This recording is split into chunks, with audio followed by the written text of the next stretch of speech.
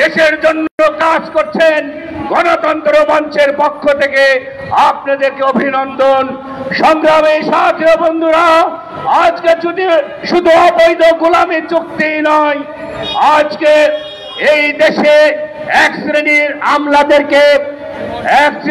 আমলাদেরকে সুযোগ সুবিধা দিয়ে হাজার হাজার কোটি টাকা লুটপাট করে দেশ থেকে পালিয়ে যাওয়ার ব্যবস্থা করছে এই সরকার।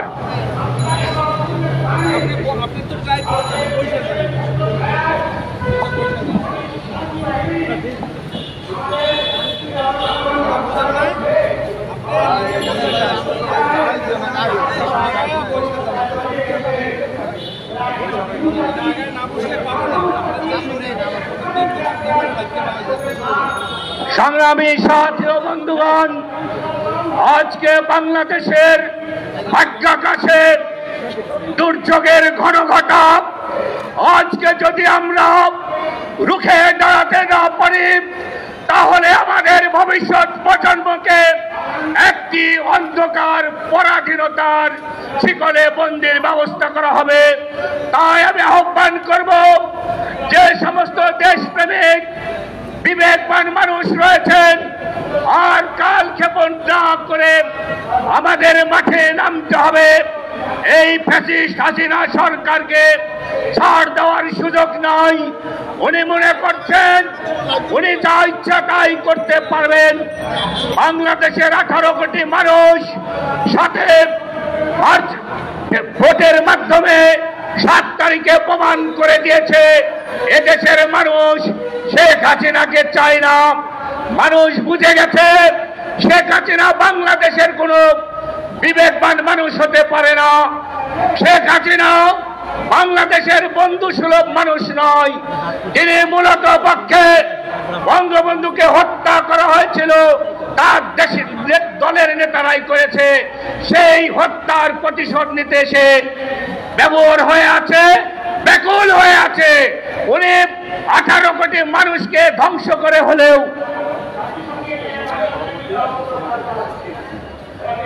সংগ্রামী সাথী ও বন্ধুগণ, এই 18 কোটি মানুষ যদি নিঃশেষ হয়ে যায়, ধ্বংস হয়ে যায়, তবু শেখ হাসিনার কিছু আসে যায় না। কারণ উনি তো বলেছেন ওনার পরিবার কেমন, ওনার বোন রেহেনা, তার ছেলে মেয়ে এবং ওনার ছেলে মেয়ে এই 4 জন, ওনার বোন 5 জন, উনি 6 জন। এই 6 জন কেমন ওনার আপন? এই 18 কোটি মানুষ ওনার আপন নয়। তাই এই 18 কোটি মানুষ যে অবস্থায় পড়ুক না কেন তার কিচ্ছু যায় আসে না।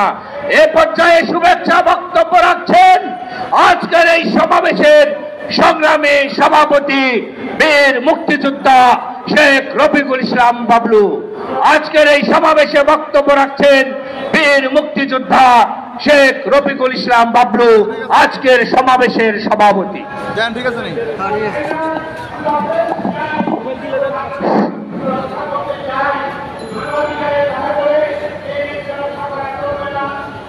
বিসমিল্লাহির রহমানির রহিম।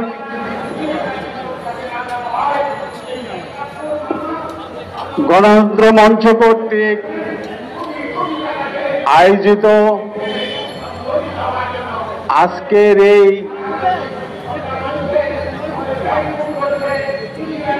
দামি অবৈধ সরকার কর্তৃক প্রতিবেশী সাম্প্রদায়িক শক্তি মোদির সঙ্গে যে অসম চুক্তি করেছে, এই চুক্তির প্রতিবাদে আমরা গণতন্ত্র মঞ্চ আজকে এখানে তার প্রতিবাদ স্বরূপ এই সমাবেশের আয়োজন করেছি। এই সমাবেশে মিডিয়ার ভাইদেরকে এবং উপস্থিত গণতন্ত্র মঞ্চের নেতা কর্মীবৃন্দকে, সুধী মণ্ডলীকে, গণতন্ত্র মঞ্চ ও ভাসানী অনুসারী পরিষদের পক্ষ থেকে শুভেচ্ছা জানাচ্ছি। এখানে উপস্থিত হওয়ার জন্য। বন্ধুগণ, আমরা মিডিয়ার যে ভাই বোনরা, আপনারা শত বাধা বিপত্তির মুখে এই যে এই অসম চুক্তি, সমঝোতা স্মারক বলুন, যখনই একটা দেশের সঙ্গে আর একটা দেশ দ্বিপাক্ষিক বিষয় নিয়ে যখন সমঝোতা স্মারক সিগনেচার করে, তখন এটা চুক্তি বললে কোনো ভুল হবে না। এই অসম চুক্তির বিরুদ্ধে এই দেশের মানুষ, আমরা তাদের পক্ষ থেকে এই স্বাধীনতা সার্বভৌমত্ব বিরোধী যে চুক্তি, এই চুক্তির প্রতিবাদে আমরা এখানে আজকে সমবেত হয়েছি এবং আমরা আপনাদেরকে বলেছি এই চুক্তির প্রতিবাদ জানাই। এই অবৈধ চুক্তি আমরা মানি না, এই চুক্তি আমরা মানব না। জীবন দিয়ে হলেও দেশ বিরোধী চুক্তি আমরা মানব না। দেশ বিরোধী চুক্তি মানার কোনো প্রশ্নই আসে না। এই চুক্তির বিরুদ্ধে আমরা রুখে দাঁড়াবো। প্রয়োজনে আমার যদি দেশ বিরোধী, স্বাধীনতা সার্বভৌমত্ব বিরোধী কোনো চুক্তি আসে, সেই চুক্তিকে আমরা জীবন দিয়ে হলেও, বুকে রক্ত ঢেলে দিয়ে হলেও এই চুক্তিকে আমরা বাতিল করব, আমরা মানব না। এটা বলে আমরা আমাদের সবার কাজ শুরু করছি। বন্ধুগণ, আপনারা জানেন সাম্প্রতিক কালে যে চুক্তি হয়েছে, সমঝোতা স্মারক হয়েছে, এটি সম্পূর্ণ স্বাধীনতা সার্বভৌমত্বের হুমকি স্বরূপ। আমরা এই দেশ বিরোধী চুক্তি মানি না, মানব না। বন্ধুগণ, আমরা এখন সবার কাজ শুরু করছি। সবার শুরুতেই আমি রাষ্ট্র সংস্কার আন্দোলনের প্রধান সমন্বয়কারী, উনি দিবে,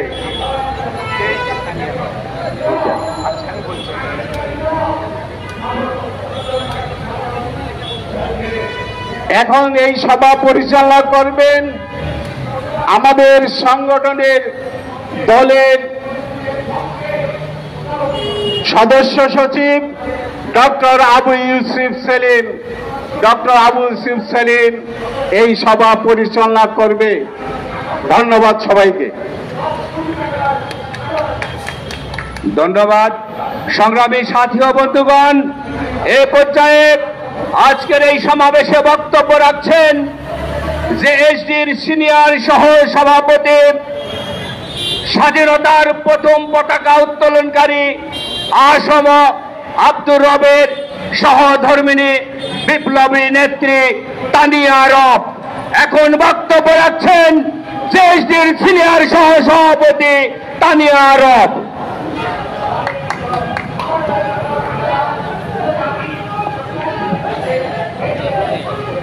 ধন্যবাদ সেলিম ভাই।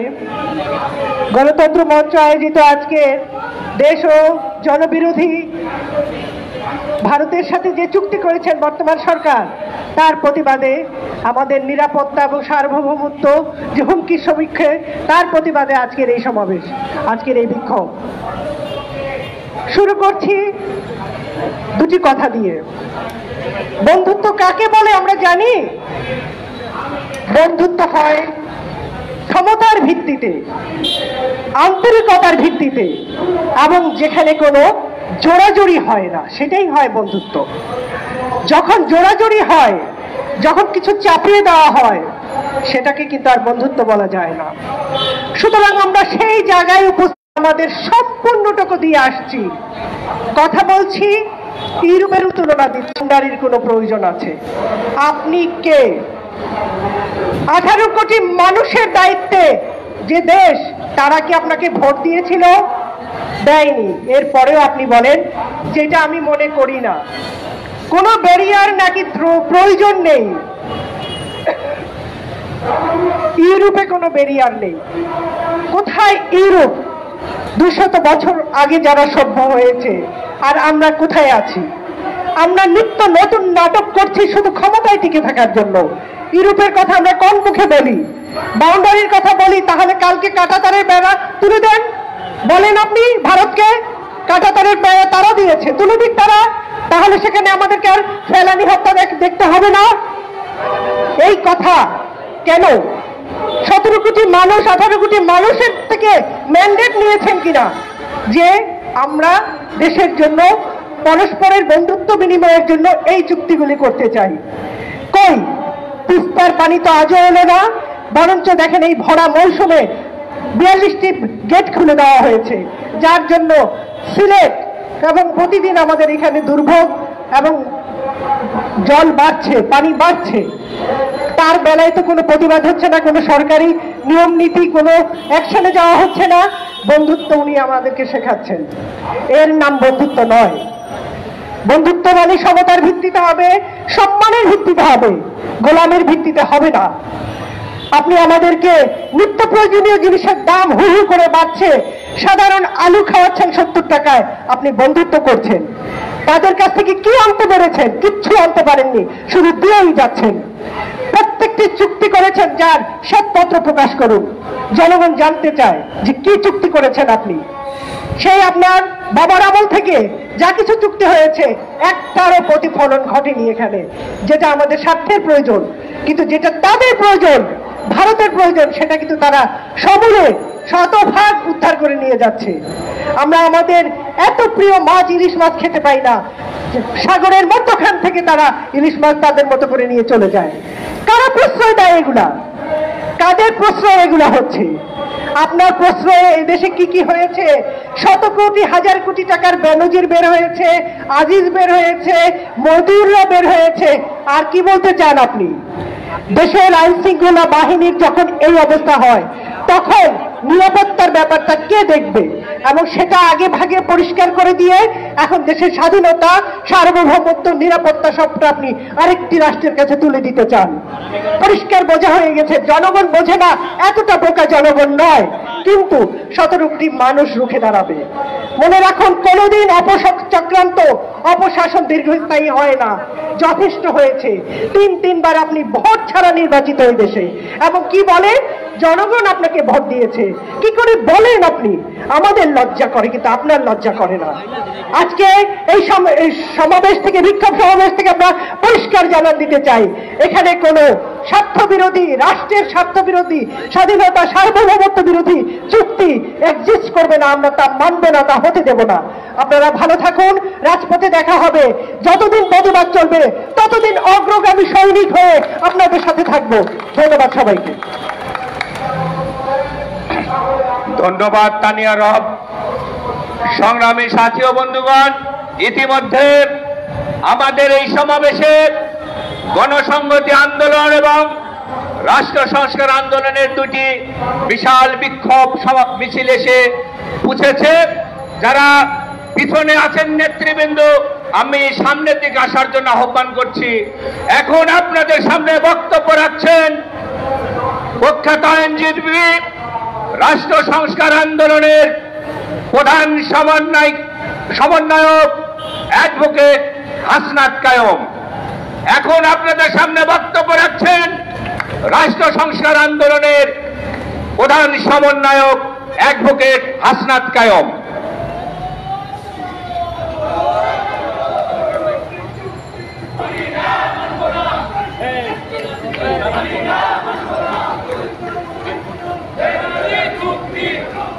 আজকের এই সংক্ষিপ্ত প্রতিবাদ সমাবেশ এবং বিক্ষোভ মিছিল পূর্ব সমাবেশের সংগ্রামী সভাপতি, উপস্থিত গণতন্ত্র মঞ্চের জাতীয় নেতৃবৃন্দ এবং সহানুভূতিশীল সমর্থক, কর্মী, সংগঠক নেতৃবৃন্দ, আপনারা যারা আছেন, আপনাদের সবাইকে সংগ্রামী শুভেচ্ছা। আমার আগে যারা কথা বলেছেন, যিনি কথা বলেছেন, আপনারা জানেন যে বাংলাদেশ একটা ভয়াবহ দুর্যোগের দিকে যেভাবে ঠেলে দেওয়া হচ্ছে বাংলাদেশকে, তার প্রতিবাদে আজকে আমরা এখানে দাঁড়িয়েছি। এর আগেও আমরা কথা বলেছি। সরকার, যে সরকার আসলে আপনারা জানেন যে অনির্বাচিত, দখলকার, যারা ভারতের পৃষ্ঠপোষকতায়, ভারতের সহায়তায় কিংবা ভারতের স্বীকৃতিতে যারা আসলে এখানে রাষ্ট্রের ক্ষমতা, সরকারের ক্ষমতা দখল করে বসে আছেন, তারা অতি তাড়াহুড়া করে, কারো সাথে কোনো ধরনের আলাপ আলোচনা না করে বাংলাদেশের উপর দিয়ে ভারতের করিডোরের যে চুক্তি করেছে, বাংলাদেশের সামরিক বাহিনী এবং বাংলাদেশের প্রতিরক্ষা নিয়ে যে চুক্তি করেছে, বাংলাদেশের সমুদ্র সীমা নিয়ে যে চুক্তি করেছে, সমুদ্র নিয়ে যে চুক্তি করেছে, বাংলাদেশের গবেষণা নিয়ে যে চুক্তি করেছে, যেগুলিকে তারা বলছেন যে এখন সমঝোতা স্মারক, এগুলি চুক্তি নয়, তার প্রেক্ষিতে গণতন্ত্র মঞ্চ তার যে উদ্বেগের কথা, তার যে উদ্বিগ্নতার কথা, তার যে পরিস্থিতির কথা, সেটা আমরা আগে জানিয়েছি। সংগ্রামী সাথী বন্ধুগণ, গণতন্ত্র মঞ্চের পাশাপাশি বাংলাদেশের আওয়ামী লীগের বাইরে যত রাজনৈতিক দল আছে, তারা প্রত্যেকে তাদের জায়গা থেকে এই সমস্ত সমঝোতার নামে ভারতের সাথে এইখানকার নিরাপত্তা বিরোধী, এইখানকার পরিস্থিতি, স্বাধীনতা, সার্বভৌমত্ব বিরোধী যে চুক্তি কিংবা যে সমঝোতা স্মারক হয়েছে তার প্রতিবাদে অন্যরাও কথা বলছেন।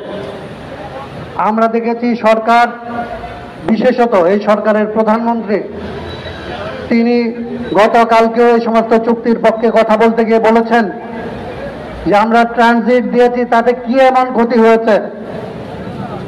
প্রথমত আমরা বলতে চাই, আসলে আপনি মাননীয় শেখ হাসিনা, আপনি যেটাকে ট্রানজিট বলছেন, এটা ট্রানজিট নয়। আপনি মিথ্যাচার করছেন। আপনি ভারতকে করিডোর দিয়েছেন। ট্রানজিট আর করিডোরের মধ্যে যে পার্থক্য, বাংলাদেশের মানুষ সেটা জানে। বাংলাদেশের মানুষকে এতটা অজ্ঞ মনে করা এবং যেখানে সেখানে যেভাবে সেইভাবে মিথ্যাচার করা, এটা আপনার পদে থেকে আপনাকে মানায় না। ট্রানজিট যদি হয় তাহলে বাংলাদেশকে ব্যবহার করে ভারত হয় থাইল্যান্ডে যাবে, বার্মায় যাবে, চীনে যাবে, অন্য কোনো না কোনো একটা দেশে যাবে। আমরা ভারতকে ব্যবহার করে হয় নেপাল যাব, ভুটান যাব, চীনে যাব, অন্য কোথাও যাব। আপনি যে চুক্তি করেছেন, আজকে এগুলিকে কানেক্টিভিটির কথা বলছেন। এই কানেক্টিভিটি, ভারতের কানেক্টিভিটি তার নিজের সাথে নিজের, অন্য কোনো দেশের সাথে তার কানেক্টিভিটি হচ্ছে না। এই যে বিষয়গুলি, এগুলি নিয়ে যে মিথ্যাচার আপনারা সংসদে দাঁড়িয়ে করছেন, প্রধানমন্ত্রী হিসেবে করছেন, এইটা কোনোভাবেই আপনারা করতে পারেন না। আপনি আমাদের দেশের প্রধানমন্ত্রী, আপনাকে নিয়ে আমাদের অনেক অভিযোগ আছে, আপনার বিরুদ্ধে আমাদের অনেক কথা আছে। আপনি বাংলাদেশে অনেক ধরনের নিপীড়ন, নির্যাতন চালান, এটা আমাদের অভ্যন্তরীণ বিষয়। বাংলাদেশের মানুষ আপনার এই নিপীড়নের জন্য হলেও একদিন ক্ষমা করতে পারে, একদিন আপনাকে আবার ক্ষমতায় আনতেও পারে। কিন্তু আপনি যদি বাংলাদেশের সপক্ষ ত্যাগ করে ভারতের পক্ষ নেন, বাংলাদেশের মানুষ বাংলাদেশের পক্ষ ত্যাগকারীদের কখনোই ক্ষমা করে নাই। আপনি ট্রানজিটকে করিডোর বলছেন এবং করিডোরে কোনো সমস্যা দেখছেন না, তার কারণ আপনি বাংলাদেশের পক্ষ থেকে বাংলাদেশকে দেখছেন না। আপনি ভারতের পক্ষ থেকে ভারতের চোখ দিয়ে বাংলাদেশকে দেখছেন। এই জন্য আপনি বাংলাদেশের কোনো সমস্যা আপনার চোখে পড়ছে না। আপনি বাংলাদেশের পক্ষ ত্যাগকারী, ভারতের পক্ষ নেওয়া একজন মানুষ হিসাবে কথা বলছেন। ইতিহাস বলে এইখানকার অনেক স্বৈর শাসককে এইখানকার মানুষ ক্ষমা করেছে, কিন্তু যারা বাংলাদেশের পক্ষ ত্যাগ করেছে 268 বছর আগে বাংলাদেশের পক্ষ ত্যাগ করেছিল মির্জাফর, তাকে এখনো বাংলার মানুষ এই গালি থেকে, এই অভিশাপ থেকে রেহাই দেয় নাই। আপনি বাংলাদেশের পক্ষ ত্যাগ করলে বাংলাদেশের মানুষ আপনাকে মির্জাফরের খাতায় আপনার নাম লিখবে এবং ভবিষ্যৎ মির্জাফর হিসেবে আপনার নাম বাংলার ইতিহাসে লেখা থাকবে। আমরা পরিষ্কার করে বলতে চাই, বাংলাদেশের পক্ষ নিয়ে, বাংলাদেশের পক্ষ নিয়ে, বাংলাদেশের স্বার্থ নিয়ে, বাংলাদেশের জন্য কানেক্টিভিটি দরকার, বাংলাদেশের জন্য ট্রানজিট দরকার। সেই ট্রানজিট, সেই কানেক্টিভিটি ভারতের সাথে সমতার ভিত্তিতে, এশিয়ার সাথে সমতার ভিত্তিতে, দক্ষিণ এশিয়ার সাথে সার্কের ভিত্তিতে আমরা অবশ্যই চাই। কিন্তু ভারতের স্বার্থে বাংলাদেশের ভূমি এমনভাবে আমরা আপনাকে ব্যবহার করতে দিতে চাই না যাতে বাংলাদেশের জনগণ, বাংলাদেশের সম্পত্তি, বাংলাদেশের সীমানা অন্য কারো আক্রমণের, অন্য কারো স্ট্র্যাটেজিক এনিমির খাতায়, অন্য কারো শত্রুর খাতায় বাংলাদেশের ভূখণ্ড ভারতের একটা স্ট্র্যাটেজিক মিত্র হিসাবে অন্তর্ভুক্ত হতে পারে। এই ক্ষমতা আপনাকে কেউ দেয় নাই, এই ক্ষমতা আপনার নাই। বাংলাদেশের ভেতরে যা কিছু আপনি করেন বাংলাদেশের মানুষ আপনাকে তারপরে আগেও বলেছি যে ক্ষমা করতে পারে। আপনার ব্যাপারে আরেকটা কথা বলে এই কথা শেষ করতে চাই। বাংলাদেশের পানি কোনো চুক্তির বিষয় না। আমাদের ভূমি ব্যবহার করে কারো আসলে ট্রানজিট হবে কি হবে না, এইখানে আসলে কানেক্টিভিটি হবে কি হবে না, এইটা আসলে চুক্তির বিষয়। কিন্তু পানি একটা ভৌগোলিক এবং প্রাকৃতিক অধিকারের বিষয়, এবং নদীর পানি নদীর নিজের অধিকারের বিষয়। আপনার সুপ্রিম কোর্ট, আপনার হাইকোর্ট বাংলাদেশের নদীকে জীবন্ত সত্তা হিসেবে রায় দিয়েছে। দুনিয়ার সমস্ত দেশ নদীকে জীবন্ত সত্তা হিসেবে স্বীকার করে, এবং নদীর পানির সবার আগের হকদার নদী নিচে, নদী বেঁচে থাকার পরে, নদীর তীরবর্তী মানুষ নদীকে বাঁচিয়ে রাখার পরে নদীর পানি ব্যবহার করতে পারে। নদীর পানি ব্যবহার করার জন্য নদীকে আড়াআড়ি বেঁধে ফেলা, নদীকে বেঁধে নদীকে মেরে ফেলার অধিকার কোন রাষ্ট্র, কোন দেশ কোনোভাবেই এই অধিকার আসলে ধারণ করে না। আপনি তিস্তাকে ভারতের অধিকারে দিয়ে এসছেন, আপনি তিস্তার অধিকার ছেড়ে দিয়ে তিস্তা অববাহিকা ম্যানেজমেন্টের ক্ষমতা ভারতের কাছে দিয়ে বাংলাদেশের পানির অধিকার আপনি ছেড়ে দিয়ে আসছেন। এই অধিকার আপনাকে বাংলাদেশের জনগণ দেয় নাই, প্রকৃতি দেয় নাই, নদী দেয় নাই। এটা আপনি করতে পারেন না। এবং পরিষ্কার করে আমরা বলতে চাই, আমরা ভারতের সাথে বন্ধুত্ব সত্ত্বে মামলা করে সমুদ্র বিজয় করেছি। বারবার সাথে আপনারা সমুদ্র বিজয় করেছেন, সেই বিজয়ের মিছিল করেছেন, উৎসব করেছেন।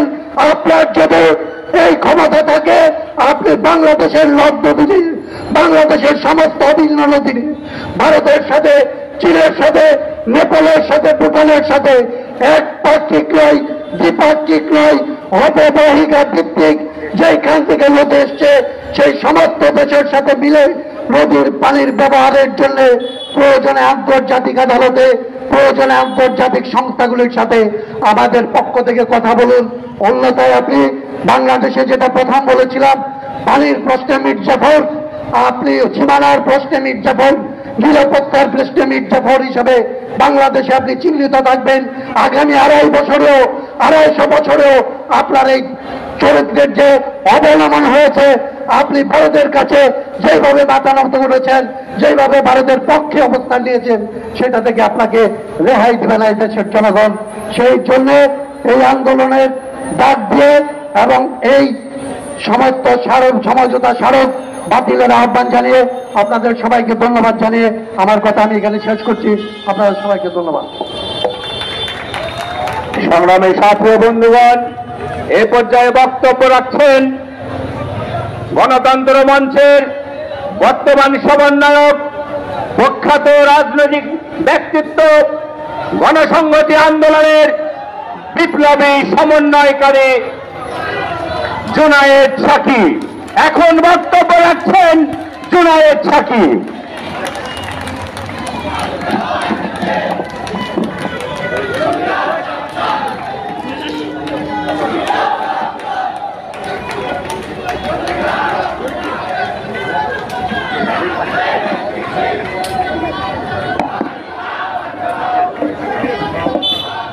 অনেক ধন্যবাদ। আমাদের হাতে সময় কম, আমরা অত্যন্ত সংক্ষেপে আমাদের সমাবেশ করব। আমাদের মূল লক্ষ্য আজকে বিক্ষোভ মিছিল করা। সহযোদ্ধা সম্মানিত সভাপতি, ভাসানী অনুসারী পরিষদের আহ্বায়ক, বীর মুক্তিযোদ্ধা শেখ রফিকুল ইসলাম বাবলু, গণতন্ত্র মঞ্চের নেতৃবৃন্দ, প্রিয় সাংবাদিক ভাই ও বোনেরা, এবং আপনারা যারা শুনছেন, বাংলাদেশে এখন যিনি প্রধানমন্ত্রীর পদ দখল করে আছেন সংসদে দাঁড়িয়ে বললেন ট্রানজিট দিলে ক্ষতি কি তিনি জানেন না। আমরা পরিষ্কার করে বলি, বাংলাদেশে এমন একটি সরকার আছে যে সরকার ভোট ছাড়া, তারা এখন আর দেশের ক্ষতি কি এটা আসলেই জানে না। জানে, তারা একটা জিনিস কেবল জানে, কিভাবে গদি রক্ষা করতে হবে। গদি রক্ষার জন্য সমস্ত কিছু উজাড় করে দিলেও তাদের কোনো অসুবিধা নেই। এই কথা আমরা বলি না, খোদ প্রধানমন্ত্রী নিজেই বলেছেন। তিনি বলেছেন যদি বঙ্গোপসাগর দিয়ে দেই, সেন্ট মার্টিন দিয়ে দেই, তাহলে ক্ষমতায় থাকতে পারি, গদিতে থাকতে পারি। আমরা প্রশ্ন করি, এই যে বিনা ভোটে ক্ষমতায় আছেন, কিসের বিনিময়ে আছেন? বাংলাদেশের কি কি জিনিস কার কার হাতে তুলে দিয়েছেন? পরিষ্কার করে আমাদের নেতৃবৃন্দ বলেছেন, ওই কানেক্টিভিটি, ট্রানজিট, এইসবের নাম করে ভারতকে করিডোর দিচ্ছেন। পরিষ্কার করে মুখ দিয়ে বলতে পারেন না। ভারতের চাহিদা থাকতেই পারে, ভারতের এক অঞ্চল থেকে আরেক অঞ্চল যেতে চিকেন নেট দিয়ে অনেক অসুবিধা, তারা করিডোর চাইতেই পারে।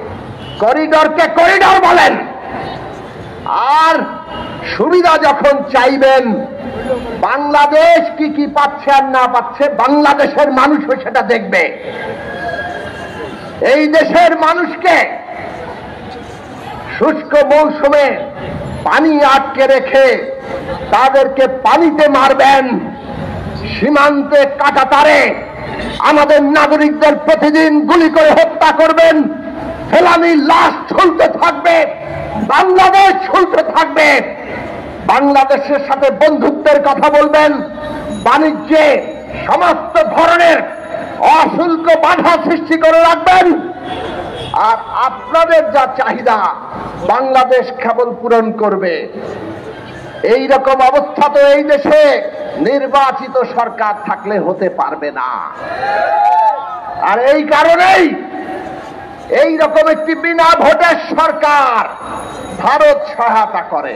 এইটাও আমরা বলে যাই, এইটাও ওবায়দুল কাদের সাহেব, আওয়ামী লীগের সাধারণ সম্পাদক, পরিষ্কার করে প্রতিদিন পারলে আমাদেরকে স্মরণ করিয়ে দেন। ভারত পাশে ছিল বলেই এই নির্বাচন তারা করতে পেরেছেন। কোন নির্বাচন? কোন নির্বাচন? আমি আর ডামিন নির্বাচন। নিজেদের লোককে দাঁড় করিয়ে যে নির্বাচনকে তথাকথিত প্রতিদ্বন্দ্বিতাপূর্ণ দেখাতে হয়, এই রকম একটি ভোট ছাড়া বিরান ভূমি মানুষ যাকে প্রত্যাখ্যান করেছে, সেইটা বিদেশি প্রভুদের সাথে ক্ষমতায় থেকে তারপর সংসদে দাঁড়িয়ে চিৎকার করে বলেন ট্রানজিট দিলে ক্ষতি কি তিনি জানেন না। আমাদের নেতৃবৃন্দ বলেছেন, আমরা আবারও পরিষ্কার করে বলি, বাংলাদেশের পক্ষে কথা বলার কোন সরকার এই দেশে নাই। এই দেশে আছে অন্য দেশের দাবেদার সরকার। বন্ধুরা আমার, এই যে একজন পররাষ্ট্রমন্ত্রী নিয়োগ করেছেন, যিনি প্রায় প্রতিদিন উনি যে আছেন এইটা আমাদের জানান দেন নানান কিছু বলে, বেশিরভাগই হাসি তামাশার কথা। কিন্তু গতকাল না পরশুদিন আসল কথাটা মুখ দিয়ে বের করে দিয়েছেন। বললেন তিনি প্রধানমন্ত্রী ভারত সফরে গিয়ে ভারতের প্রধানমন্ত্রী নরেন্দ্র মোদীর কাছে চীন সফরের কথা বলেছেন এবং ভারতের বাংলাদেশের প্রধানমন্ত্রী চীনে যাবে এটা নিয়ে ভারতের কোনো আপত্তি নেই। আর কিছু বলার দরকার আছে? বাংলাদেশ কি স্বাধীন সার্বভৌম দেশ? এই দেশের প্রধানমন্ত্রী পৃথিবীর যে কোনো দেশে যাবে, অন্য কোন দেশের অনুমতি লাগবে? কিন্তু শেখ হাসিনার লাগে। শেখ হাসিনার অনুমতি নিতে হয় এবং তিনি ভারতের প্রধানমন্ত্রীর কাছে চীন যাওয়ার অনুমতি নিয়ে এসেছেন। এই হচ্ছে 53 বছরে মুক্তিযুদ্ধের বাংলাদেশের অবস্থা। এই জন্য আমরা বলি, একটা দেশে যদি ভোট না থাকে, নির্বাচন না থাকে, সেই দেশের গণতান্ত্রিক রাজনৈতিক ব্যবস্থা যদি জনগণকে ঐক্যবদ্ধ রাখতে না পারে, তাহলে সেই দেশের সার্বভৌমত্ব থাকে না। বিদেশি প্রভুর দয়ায় যারা ক্ষমতায় আছে, তারা এইভাবে অনুমতি নিয়ে সব কাজ করবে। উনি নাকি উন্নয়নে ভাসিয়ে দিচ্ছেন। এখন ব্যাংকের রিজার্ভ কত? বাংলাদেশ ব্যাংকের রিজার্ভ এমন তলানিতে গিয়ে ঠেকছে, আমদানি করতে পারবে না। $100 বিলিয়ন বাংলাদেশের জনগণের ঘাড়ে বৈদেশিক ঋণ চাপিয়েছে। আর উনি চীন যাচ্ছেন আরো $20 বিলিয়ন ঋণ আনার প্রস্তাব নিয়ে। ক্ষমতায় আবার বসে উনি প্রথম ধাক্কাতে $20 বিলিয়ন চাইতে যাচ্ছেন। ইতিমধ্যে যা ঋণ, তার 5 ভাগের 1 ভাগ ঋণ এক সফরে তিনি চান। অর্থনীতি কোন জায়গায় নিয়ে এসছেন বুঝেছেন? আমাদের দেশের নাগরিক প্রজন্ম থেকে প্রজন্মান্তরে তাদের ঘরে এই বৈদেশিক ঋণ চাপিয়ে দিতে চান। আর এই ঋণ এনে কি করেন? সব ভোটে ক্ষমতায় রেখেছে, তাদেরকে অবাধে লুটপাট করার সুযোগ তারা দিয়েছেন। ঋণ করবে, ঋণ শোধ করতে হবে আমার আপনাকে, আমাদের সন্তানদেরকে। আর লুট করবে আজিজরা, বেনজিররা, মতিউররা। পুলিশ বাহিনীর কর্তা ব্যক্তিদের এক একজনের দুর্নীতি ফাঁস হয়, এনবিআর এর ফাঁস হয়। এমনকি সেনাবাহিনী, দেশের স্বাধীনতা সার্বভৌমত্ব রক্ষার গুরুত্বপূর্ণ প্রতিষ্ঠান, আজকে তার সেনাপ্রধান পুরো সেনাবাহিনীকে কলঙ্কিত করে ফেলে। এই অবস্থা তৈরি করেছে কে? শেখ হাসিনা নাকি কাউকে ছাড় দেন না। 18 সালের পরে এই জেনারেল আজিজ বলেছিল এইরকম নির্বাচন নাকি তিনি দেখেন নাই। বেনজির সাহেব 14 থেকে 18 দুইটা নির্বাচন গুম খুন নির্যাতন করে সমস্ত বিরোধী দলকে দৌড়ের উপর রেখে জেলে ঢুকিয়ে তারপরে নির্বাচন পার করিয়েছেন। তখন তো বেনজির আহমেদ, জেনারেল আজিজ তারা কার লোক ছিল? এদের তৈরি করেছে কে? শেখ হাসিনা। এদের তৈরি করেছে কে? এই বিনা ভোটের সরকার। কাজেই বাংলাদেশের সমস্ত রাষ্ট্র ক্ষমতায় প্রতিষ্ঠানগুলোর কর্তা ব্যক্তিরা আজকে এই সরকারকে বিনা ভোটে ক্ষমতায় রেখে বাংলাদেশের মানুষের, আমার আপনার রক্ত শুষে নিচ্ছে। বাজারে গিয়ে গরিব মেহনতি মানুষ আজকে কোনো কিছু কিনতে পারে না। চাল, ডাল, আলু, তেল, লবণ। আর সিন্ডিকেট ওয়ালারা সব আপনার আমার পকেট থেকে শুষে নিচ্ছে। সরকার এক মরণ খেলায় নেমেছে। ক্ষমতায় থাকার জন্য মানুষকে তারা যে কোনো ভাবে বলি দিবে, হত্যা করবে, গুম করবে, দেশ ধ্বংস করবে। ক্ষমতা তারা ছাড়বে না। ওই যে ছাত্ররা আজকে নেমেছে কোটা সংস্কারের জন্য, আন্দোলন করেছিল 18 সালে, প্রধানমন্ত্রী কোটা বাতিল করেছিলেন। আবার এখন কোটার পরিপত্র, ওই বাতিলের পরিপত্র বাতিল করে দিয়ে কোটা ব্যবস্থা বহাল করছেন। আন্দোলন করছে আবার শিক্ষার্থীরা। ওবায়দুল কাদের সাহেব নেমে পড়েছেন, আওয়ামী লীগের লোকেরা নেমে পড়েছে ছাত্রদের আন্দোলনকে বিভ্রান্ত করার জন্য, মানুষকে বিভ্রান্ত করার জন্য। তারা বলছে এর মধ্যে নাকি বিরোধী দল ঢুকে গেছে।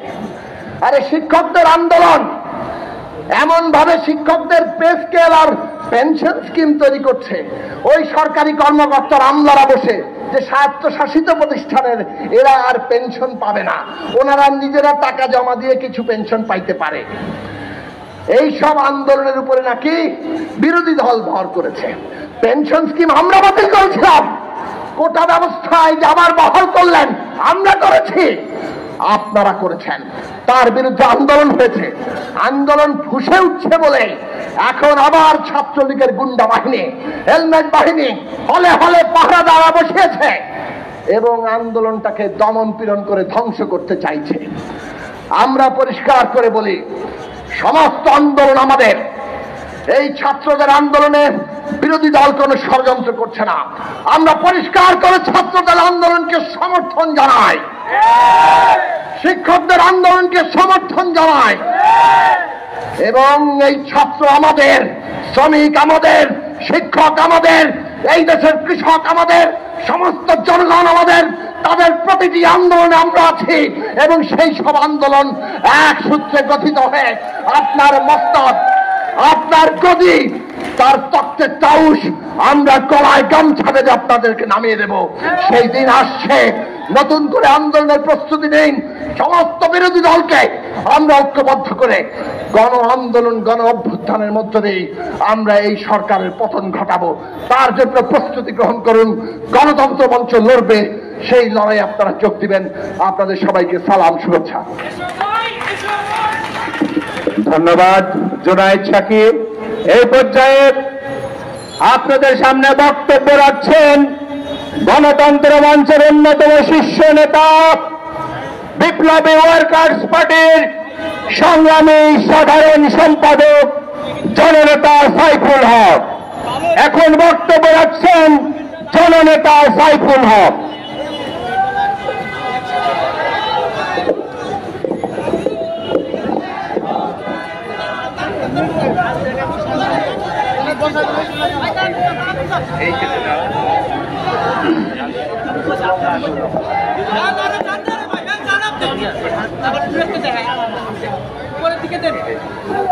বন্ধুগণ, গণতন্ত্র মঞ্চের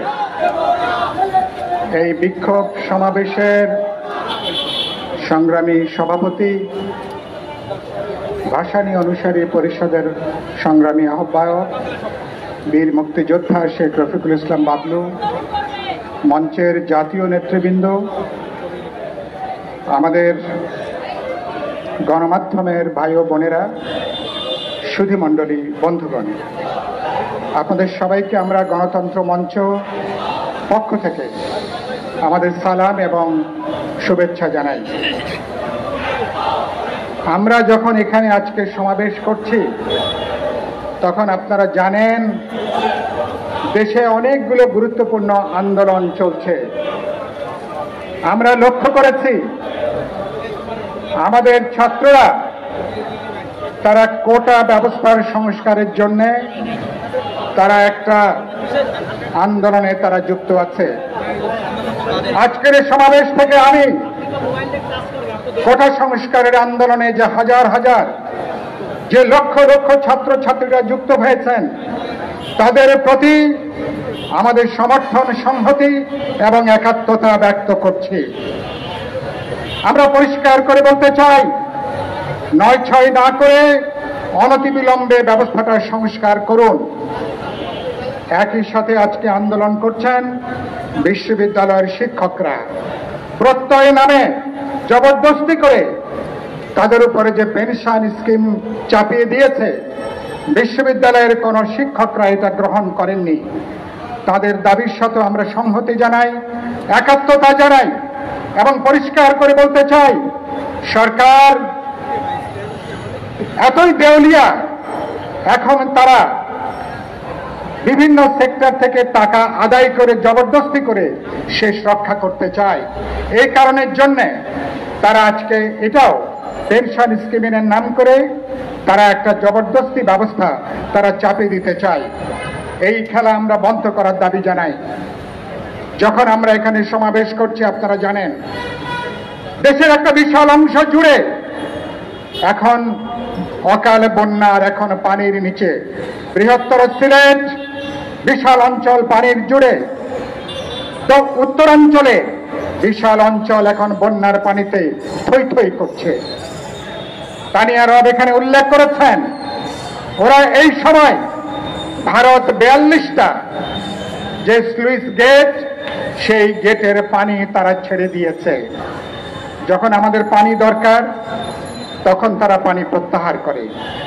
যখন অতিরিক্ত বৃষ্টির পানি হয়, বাড়তি পানি, তখন তারা ছেড়ে দেয়। ছেড়ে দিয়ে আমাদের মানুষকে তারা ভাসিয়ে নিয়ে যায়। এই হচ্ছে সরকারের ভারত প্রীতির আরেকটা নমুনা। প্রধানমন্ত্রী এবার আপনারা সবাই জানেন তিনি 22 তারিখে নরেন্দ্র মোদীর সাথে তিনি সমঝোতা স্মারকে স্বাক্ষর করেছেন। আমরা উদ্বিগ্ন ছিলাম। ওবায়দুল কাদের গত বছরে যখন বললেন যে তলে তলে সমঝোতা হয়ে গেছে, তখন আমরা উদ্বিগ্ন ছিলাম এবার সমঝোতাটা কিভাবে হবে, এবার সমঝোতার আকার কি, ধরন কি, চরিত্র কি, আর কি কি ভারতকে তুলে দেওয়া বাকি আছে।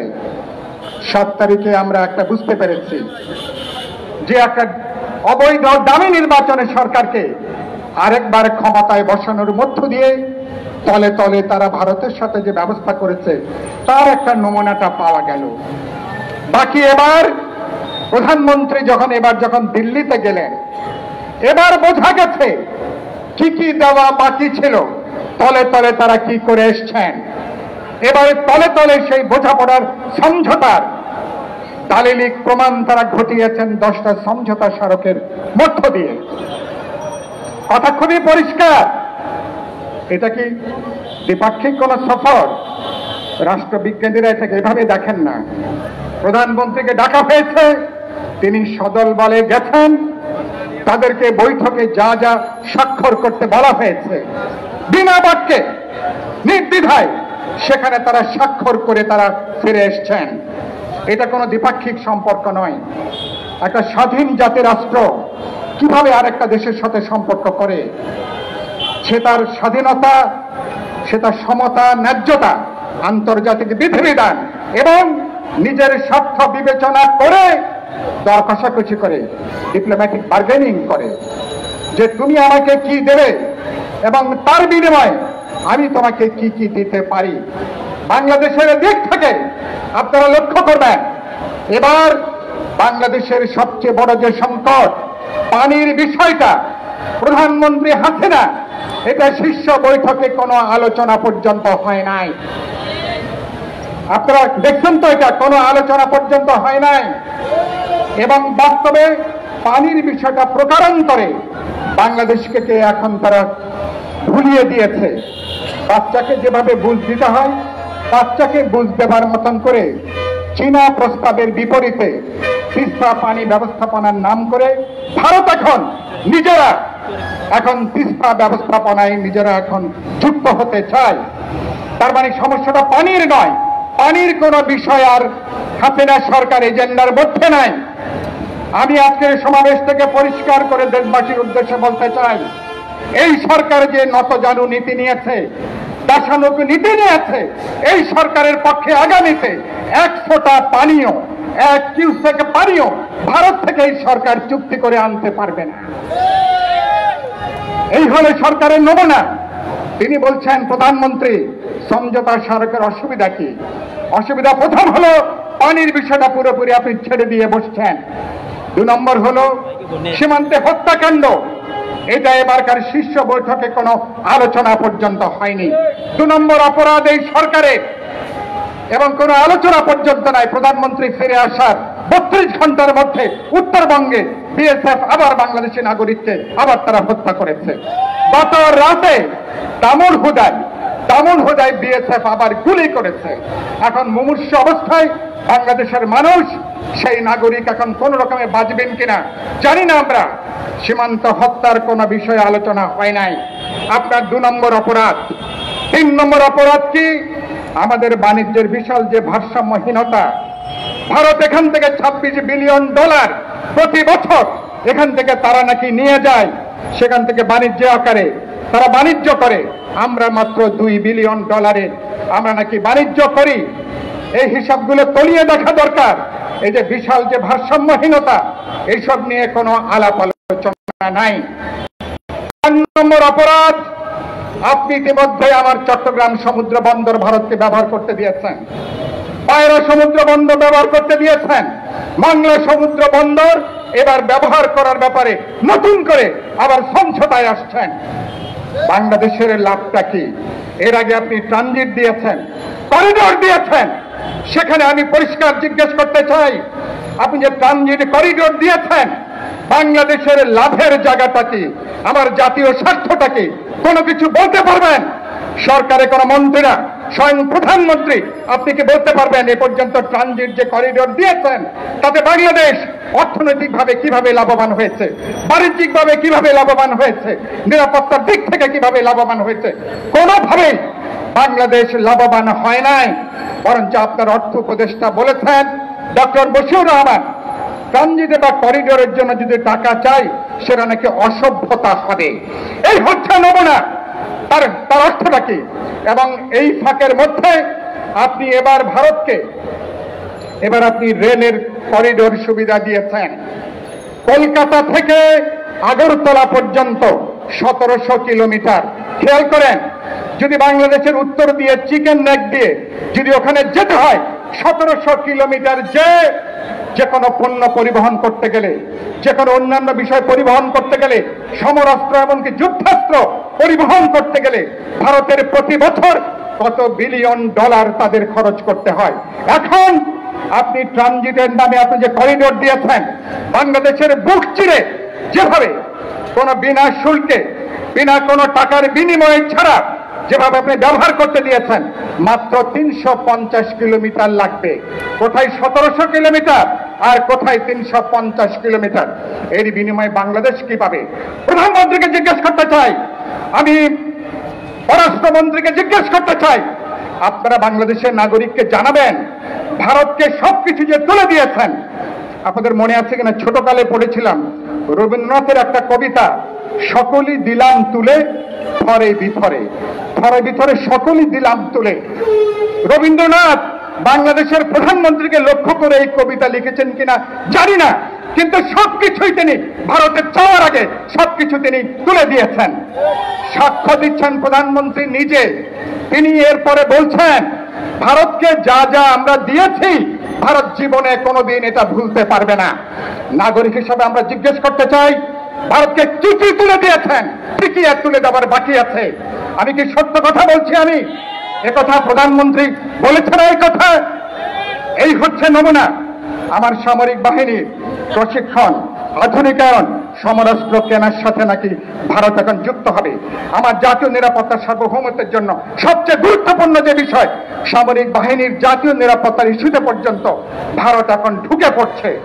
আমার এখানে আপনি যৌথ স্যাটেলাইট তৈরি করছেন। বাংলাদেশের নিরাপত্তার এমন কোনো বিষয় নাই, যৌথ স্যাটেলাইটের মধ্য দিয়ে সবকিছু বাস্তবে এখন ভারতের নজরদারির মধ্যে থাকবে।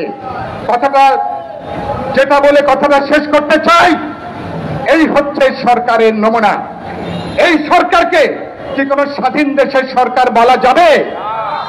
এত কিছু করার পরে এটা কোনো নির্বাচিত সরকার, এটা কোনো জনগণের প্রতিনিধিত্বশীল কোন সরকার, যার আত্মমর্যাদা আছে, আত্মসম্মান আছে, দেশের স্বার্থ রক্ষা করতে চায়, এরকম কোন সরকার কোন দেশের সাথে এরকম কোন চুক্তি তারা করতে পারে? তারা কথায় কথায় ইউরোপের উদাহরণ দেয়, বলছেন ইউরোপে যদি এক দেশ থেকে আরেক দেশে যাওয়া যায় অসুবিধা কি?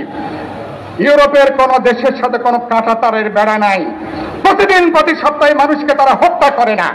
আজকে ভারত বাংলাদেশের তিন দিকে 4500 কিলোমিটার কাঁটাতারের বেড়া দিয়ে বাংলাদেশে বাস্তবে বৃহত্তর একটা কারাগার ভারত এখন তৈরি করে ফেলেছে।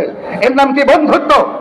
আমি এমন এক বন্ধুত্ব যে প্রতি সপ্তাহে আমার মানুষকে হত্যা করে, এমন এক বন্ধুত্ব খরার সময় পানি প্রত্যাহার করে, বন্যার সময় আমাকে ডুবিয়ে মারে, এবং প্রত্যেকটা ইস্যুতে আমার রোহিঙ্গা সমস্যা কোন আন্তর্জাতিক ফোরামে ভারত আজ পর্যন্ত বাংলাদেশের পক্ষে তার অবস্থান গ্রহণ করতে পারেনি। সেজন্য কথাটা বলতে চাই, ইউরোপের উদাহরণ দেবেন না এবং সিঙ্গাপুর উদাহরণ দেবেন না, ফলে আপনারা বাস্তবে এখানে বাংলাদেশের আর জনগণকে প্রতিনিধিত্ব করতে পারছেন না। দুর্ভাগ্যজনকভাবে যে দলটা মুক্তিযুদ্ধের নেতৃত্ব দিয়েছে, অনেকগুলো গুরুত্বপূর্ণ অর্জন যে দলের নেতৃত্ব হয়েছে, সেই দল এখন জাতীয় স্বার্থের প্রতিনিধিত্ব করছে না। আওয়ামী লীগ এবং বর্তমান সরকার বাস্তবে এখন ভারতীয় স্বার্থে এখন তারা প্রতিনিধিত্ব এখন তারা করছে। ফলে এই সরকার এদের এই সমঝোতা চুক্তিকে কোনোভাবে বাংলাদেশের মানুষকে গ্রহণ করবে? কেউ এটাকে গ্রহণ করবে না। শেষ কথা বলতে চাই, লড়াইয়ের মধ্যে আমরা আছি। এই সরকারের কাছে ভোটের অধিকার, মানুষের জীবন জীবিকা যেমন নিরাপদে নয়, স্বাধীনতা, সার্বভৌমত্ব, জাতীয় নিরাপত্তা আজকে গুরুতর হুমকির সম্মুখীন। সেই কারণের জন্য এই সরকারকে এদেরকে গলায় গামছা দিয়ে ওদেরকে বিদায় দেওয়া ছাড়া আমরা আমাদের বর্তমান ভবিষ্যৎ কোনো কিছুকে আমরা রক্ষা করতে পারবো না। গণতন্ত্র মঞ্চ সমগ্র জনগণকে নিয়ে, সকল বিরোধী দলকে সাথে নিয়ে রাজপথে দেশকে রক্ষা, গণতান্ত্রিক ভবিষ্যৎকে রক্ষা, দেশের ভবিষ্যৎকে রক্ষা করবার জন্য শেষ পর্যন্ত এই লড়াইটাকে আমরা এগিয়ে নেব, সেই লড়াই আমরা বিজয়ী হব। আপনাদের সবাইকে শুভেচ্ছা, অভিনন্দন, ভালোবাসা জানিয়ে আমার বক্তব্য এখানেই শেষ করছি। সবাইকে ধন্যবাদ।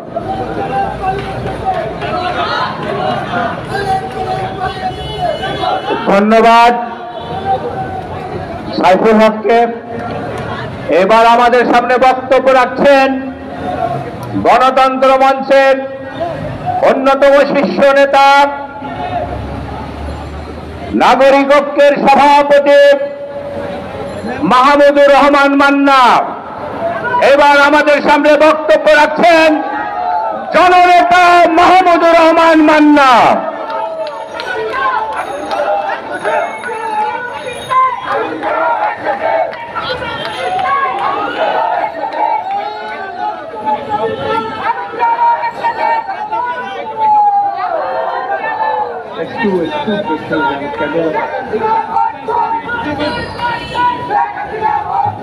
জনাব সভাপতি, সংগ্রামী নেতৃবৃন্দ, সাংবাদিক বন্ধুগণ, সাথীরা, বন্ধুরা, আসসালামু আলাইকুম।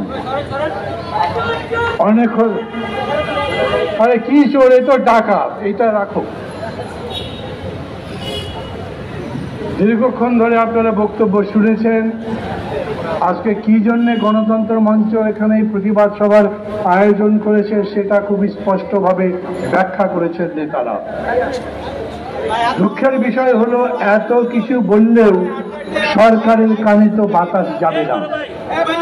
প্রধানমন্ত্রী বলেছেন, যে কথা হাসনাত কাইম উল্লেখ করলেন, উনি বলেছেন ট্রানজিট দিয়ে কি অন্যায় করলাম।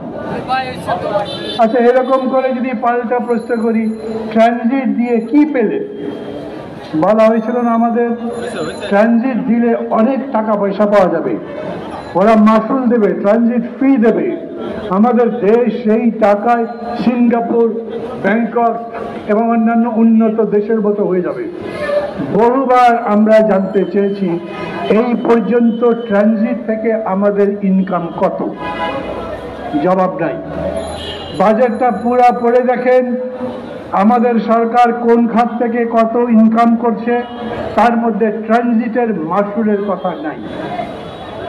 এইবার যেটা করলেন এটা সবাই বলেছে, আপনি আপনার নিজের দেশকে বিপদে ফেললেন। সরকার তো স্বীকার করে না, বলে না। সংসদের মধ্যে বিদেশের সাথে সম্পাদিত চুক্তি কিংবা মেমোরেন্ডাম, এটা উপস্থাপনের নিয়ম আছে, ওনারা সেটা উপস্থাপন কখনো করেনি। আমরা পরিপূর্ণভাবে জানিও না যে কি কি সম্পাদিত হয়েছে, তার বিস্তারিত বিবরণগুলো কি। ভারতের পত্রিকা লিখেছে, ভারতের কোন কোন নেতা লিখেছে, এই যে করিডোর বা ট্রানজিট যেটা দেওয়া হলো নতুন করে রেলপথ স্থাপনের মধ্যে দিয়ে, ভারত থেকে ভারতীয় ট্রেন সরাসরি এসে বাংলাদেশের মধ্যে ঢুকবে, বাংলাদেশ পার করে আবার ওইদিকে সেভেন সিস্টারের কাছে ভারতের মধ্যে ঢুকবে। এটা চিকেন নেকের বিকল্প। বুঝে দেখেন, চিকেন নেক ভারতের একমাত্র জায়গা যেটা সেভেন সিস্টারে যাওয়া যায়। সেভেন সিস্টারে প্রায় সব কয়টা সিস্টারের মধ্যে বিদ্রোহী। কোন কোন বিদ্রোহী এইরকম শক্তিশালী যে তারা একদম সরাসরি ভারতের স্বাধীনতা সার্বভৌমত্বে আঘাত করে। চিকেন নেকের পাশে দোকলাম, এই দোকলামে ভারত চীনের যুদ্ধ হয়েছিল, তাদের সীমানা, তাদের বাউন্ডারি নিয়ে এবং তাদের এই জায়গা জমি নিয়ে। সেই বিতর্কের নিষ্পত্তি হয়নি। অরুণাচল প্রদেশের অনেকখানি জায়গা এখন পর্যন্ত ভারত বলে চীন দখল করে আছে, সেটার কোনো নিষ্পত্তি হয়নি। এই কারণে তারা ওই জায়গাকে নিরাপদ রাখতে চায়। আর ভারত সবাই জানেন তিস্তা প্রকল্পে চীন যাতে না আসতে পারে সেই জন্য তারা বিরোধিতা করছে। কেন? তাদের কথা হচ্ছে তিস্তা থেকে চিকেন নেক এত কাছে, চীন যদি এখানে একটা স্থাপনা রাখে সেই জায়গায় তারা সামরিক বাহিনীর লোকজন, সরঞ্জাম ইত্যাদি আনতে পারবে, গোয়েন্দাদের আনতে পারবে, আমাদের সিকিউরিটির প্রবলেম হবে। ভারত এত বড় একটা রাষ্ট্র, ওদের সিকিউরিটি নিয়ে বড় বেশি চিন্তা। বাংলাদেশে নির্বাচন হবে সেই ব্যাপারেও তারা বলে আমাদের সিকিউরিটির যেন কোনো সমস্যা না হয়, আমেরিকাকে বোঝায়। আমাদের মাঝে মানে স্পষ্টত তথাকথিত সিকিউরিটির দামে তারা বাংলাদেশের জনগণের ভোটাধিকার কেড়ে নেয়, বাংলাদেশের জনগণের মৌলিক অধিকার কেড়ে নেয়, বাংলাদেশে গণতন্ত্র বিকশিত হতে দেয় না।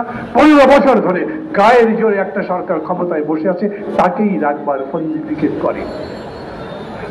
আমরা ভারতের সাথে বন্ধুত্ব চাই, কিন্তু ভারত কি আমাদের সাথে বন্ধুত্ব করছে? তারা বন্ধুত্ব সুলভ আচরণ করছে। তাই যদি হয় তাহলে বাংলাদেশের মানুষের ভোটের অধিকার তারা বন্ধ করে দিল কেন কয়েকবার? আর সেই রাষ্ট্রকে আপনি চিকেন নেকের বিকল্প এটা দিচ্ছে। চীন এখন যদি ভাবে এইখান দিয়ে কি কি যাবে,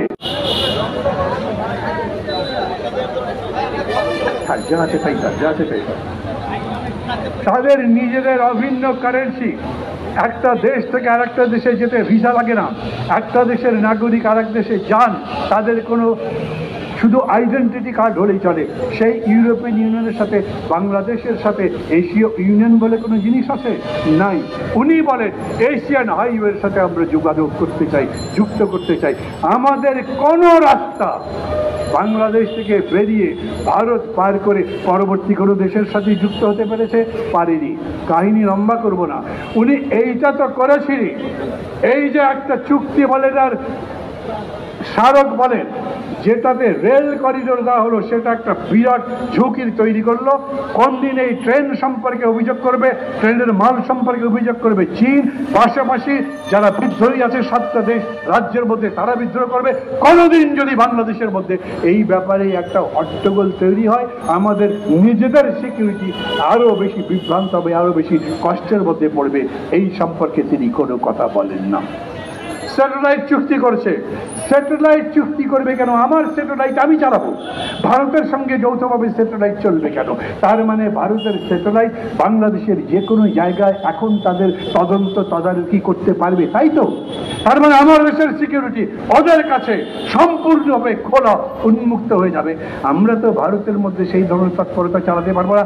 একইভাবে আমি বলি আণবিক চুক্তি যে তাদের সঙ্গে যৌথভাবে করেন, আমার দেশ আণবিক শক্তিতে কোথায় কিভাবে কতদূর দাঁড়াবে সেটা আমি ভারতকে কিংবা যে কোনো কাউকে জানতে দেব কেন?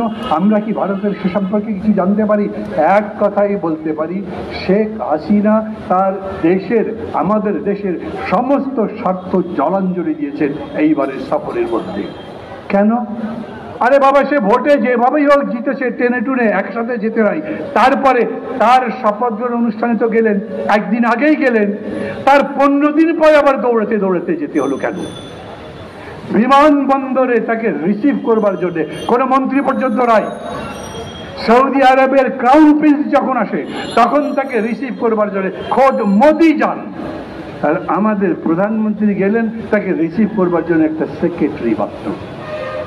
যারা বলেন আওয়ামী লীগের চামচা দালাল কয়েকটা যে আমাদের সম্মান বিদেশের মাটিতে বাড়ছে, বরঞ্চ ভারত আপনাকে এমনভাবে ব্যবহার করছে মনে হয় যেন আপনি কোনো রাজ্যের মুখ্যমন্ত্রী আছেন, অতএব তাদের রিসিভ করবার কোনো দায়িত্ব নাই।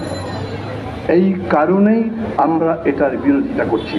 বিস্তারিত ব্যাখ্যা আরো পরে দিতে পারবো, হয়তো আজকে সেরকম সময় নেই। কিন্তু দেখছেন আপনারা, একটা সরকার জোর করে তো 15 বছর ধরে আসেই মনে করছে আরো বিপদ হতে পারে। এই 7 জানুয়ারি নির্বাচনের নামে একটা ভণ্ডামি করলো না, তারপরে প্রথম ভাব দেখিয়েছিল আমরাই জিতেছি, আপনারা কোথায় জিতলেন? এখন আমি জিজ্ঞেস করি, বলেন তো আপনারা কি জিতেছেন কোথাও?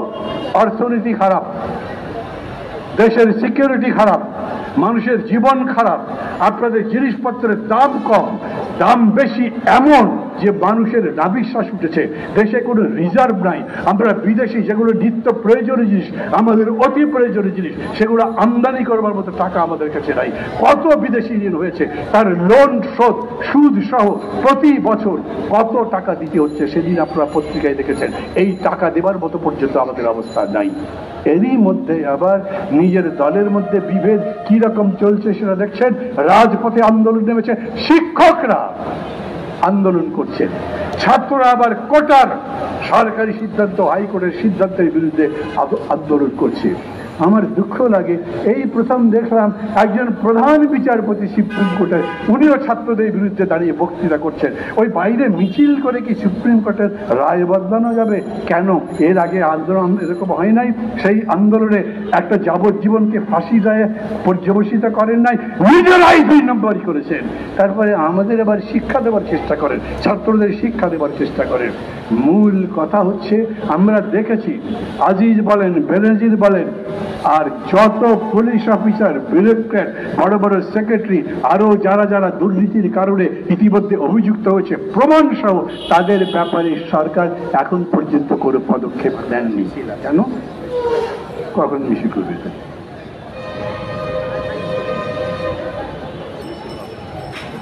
আমি সংক্ষেপ করছি। বন্ধুগণ, সরকারের একটাই ঘটনা, তারা ক্ষমতায় থাকবে যে কোনো প্রকারে, যে কোনো ভাবে। অতএব গুন্ডা বাহিনী লাগবে, আওয়ামী গুন্ডা দিয়ে চলে না। অতএব পুলিশকে পারলে লাঠিয়াল বানাচ্ছে। আর সেই জন্যই বেনজির একের পর এক সম্পত্তি দখল করেছে। হিন্দু মুসলমান মানে নাই। কোনো একটা মানুষ যদি টাকা চুরি করে ব্যাংকের মাধ্যমে সেটা বাইরে পাঠিয়ে দেয়, আপনি টের পান না। কিন্তু জমি দখল করে, স্থাপনা করে, সেইখানে রিসোর্ট বানায়, দেখেনি কেউ এতগুলো বছর ধরে।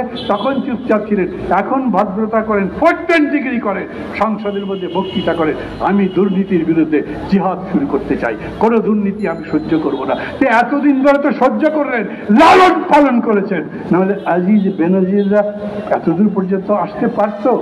এবং তারপরেও তিনি আবার 100 কোটি টাকা নিয়ে বিদেশে চলে যান, তার ব্যাপারে তো কোনো কিছু করতে পারেন না। কারো নামে এখন পর্যন্ত গুরুত্ব দিতে পারল না। কেন? এরা নিজেদের গদি রক্ষা করবার জন্য একদিকে ভারতের কাছে দাসত্ব লিখে দেবে, পুলিশকে সব ধরনের দুর্নীতি করবার সুযোগ দেবে, আর্মিকে পারলে সে একদম চূড়ান্তভাবে দুর্নীতিবাজ বানাবার চেষ্টা করবে, ব্যুরোক্রেসিকে ব্যবহার করবে, সমস্ত দেশকে ধ্বংস করে দেওয়ার পরে নিজে ভদ্রলোক সাজবার জন্য চেষ্টা করবে। আমাদের প্রধানমন্ত্রী কিন্তু এইসবের মধ্যে নাই। আপনি তো ওর মধ্যেই বাস করে, আপনি তো সরকারেরই প্রধান, এই দুর্নীতিবাজদেরই প্রধান। যে এত বড় বড় করে কথা বললেন, ওরা কি আওয়ামী লীগ করে? তা আওয়ামী লীগের যে হুইপ, তার পুত্রের নামে এত বড় অভিযোগ পত্রিকার পর্যন্ত লেখা হচ্ছে, তার কোনো জবাব আছে? বন্ধুগণ, এই সব কিছুর প্রেক্ষিতে আমরা একটাই কথা বলতে চাই, আমরা অনেক দিন ধরে বলছি, এই সরকারের সাথে কোনো আপোষ হবে না। এই সরকারকে আমরা কোনো পারমিশন দেব না, তাকে কোনো অনুমোদন দেব না। এই সরকারের বিরুদ্ধে আমাদের লড়াই চলবে। মাঝে মাঝে অনেকেই বলেন, অনেক বছর ধরে লড়াই করছেন, পারলেন না তো। আমি বলছি, কাল পারিনি, আজ পারবো, আজ পারিনি, কাল পারবো। লড়াইটা চলবে যতদিন পর্যন্ত তাদের পরাজিত করতে না পারি। এইখানে কোনো থামাথামি নাই, আপোষ নাই। দুর্নীতিবাজদের, চরিত্রহীনদের, জবরদখলকারীদের সঙ্গে গণতন্ত্র মঞ্চ করে আপোষ করবে না। আমরা কোনো বিভ্রান্তিকর আন্দোলন করবো না। মূল সমস্যা যেগুলো, সেগুলোকে আড়াল করে অন্য একটা সমস্যা নিয়ে এসে মানুষকে বিভ্রান্ত করব, সেই রকম কাজও করবো না।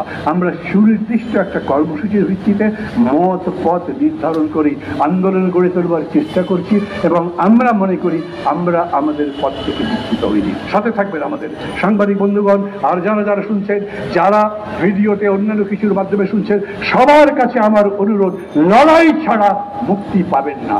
যারা মনে করতে রাজনীতি করবার দরকার কি, লড়াই করবার দরকার কি, তারা জেলে জেলে যেতে হয়। আমি বলি, জেলে যদি যাওয়ার চিন্তা না করেন, তাও তো জেলে যেতে হয়। জেল থেকে যদি বাঁচতে পারেন, তাহলে দ্রব্যমূল্যের কষাঘাতে মারা যাবেন। তাই বাঁচবার জন্য এই লড়াই আপনাদের সবাইকে করতে হবে। সেই লড়াইয়ের পথে আহ্বান জানিয়ে আমি আমার কথা বলা শেষ করছি। খোদা হাফেজ। এবারে সভাপতির বক্তব্য রাখছেন ভাসানী অনুসারী পরিষদের সংগ্রামে আহ্বায়ক, গণতন্ত্র মঞ্চের শীর্ষ নেতা, আরে ভাই পড়ে যাবে তো, একটু পরে নেন, বীর মুক্তিযোদ্ধা শেখ রফিকুল ইসলাম বাবলু। আমাদের সভাপতির বক্তব্য শেষে বিক্ষোভ সমাবেশ অনুষ্ঠিত হবে। বিসমিল্লাহির রহমানির রহিম। উপস্থিত, রাখো না, নিতে দাও, যে নিতে চায় তাকে নিতে দাও, রাখো। উপস্থিত গণতন্ত্র মঞ্চের শীর্ষ নেতৃবৃন্দ, মঞ্চের নেতা ও কর্মীবৃন্দ, মিডিয়ার ভাই ও বোনেরা, আসসালামু আলাইকুম।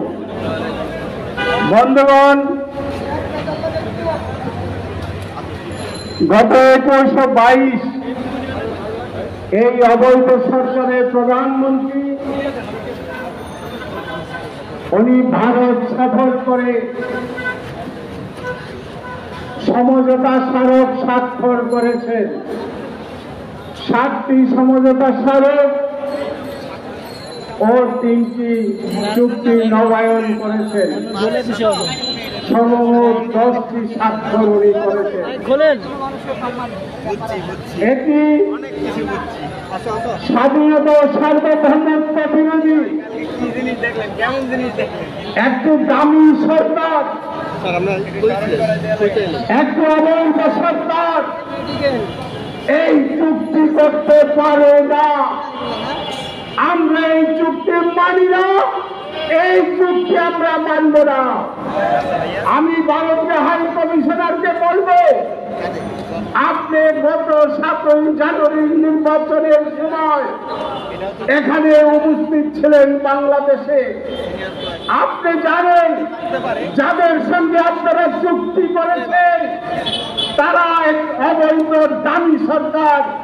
এই সরকারের সঙ্গে যে চুক্তি আপনারা করেছেন, এই দেশের জনগণ এই চুক্তি বা সমঝোতা স্মারক মানে না, মানবে না। বন্ধুগণ, ব্লু ইকোনমির নামে যে সমুদ্র আমরা আন্তর্জাতিক আদালতের মাধ্যমে পেয়েছিলাম, এই ব্লু ইকোনমির মাধ্যমে এই বর্তমান অবৈধ সরকার সেটিকে জলাঞ্জলি দিয়েছেন, দেশের স্বার্থ জলাঞ্জলি দিয়েছেন। আমরা এই চুক্তি বাতিলের দাবি জানাচ্ছি আজকের এই সমাবেশ থেকে। তাই আমরা গণতন্ত্র মঞ্চ আপনাদের কাছে আমরা বলবো, আমরা ভারতের জনগণের সঙ্গে বন্ধুত্ব চাই, কিন্তু এই সাম্প্রদায়িক অবৈধ এই সরকারের মাধ্যমে এই সাম্প্রদায়িক শক্তির সকল চুক্তি বাতিল দাবি করছি। আমরা এই চুক্তি মানি না, মানব না। বন্ধুগণ, কিছুক্ষণের মধ্যে বৃষ্টি শুরু হবে, আমাদের মিছিল শুরু হবে। তাই আমরা বৃষ্টির আগে মিছিল শেষ করতে চাচ্ছি। আমাদের এই বিক্ষোভ মিছিল আমরা এখনই শুরু করব। বৃষ্টি খুব তাড়াতাড়ি আসতে পারে, আমরা খুব সংক্ষিপ্ত বিক্ষোভ মিছিল করে আমরা এখনই আমাদের বিক্ষোভ মিছিলটি শুরু করব। ধন্যবাদ। আসসালামু আলাইকুম। এবং এই মিছিলের মধ্য থেকে আজকের এই সমাবেশের কাজ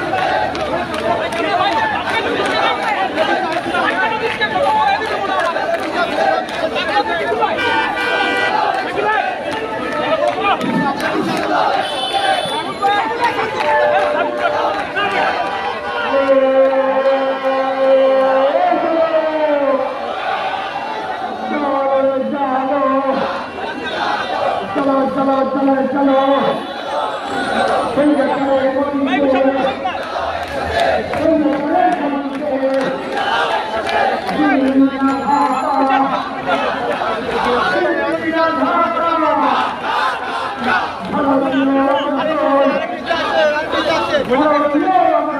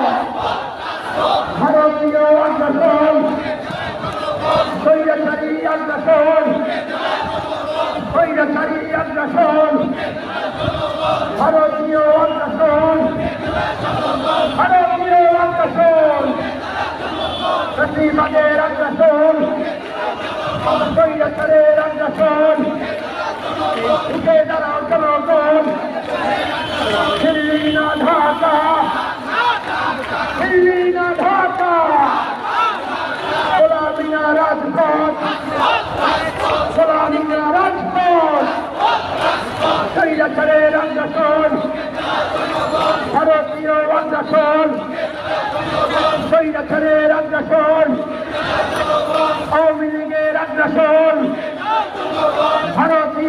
আগ্রাসন, স্বৈরাচারের আগ্রাসন, দিল্লি না ঢাকা, গোলামি না রাজপথ, অ্যাকশন অ্যাকশন, সংহতের অ্যাকশন, জনগণের অ্যাকশন, দেশ রক্ষার অ্যাকশন, স্বাধীনতার অ্যাকশন,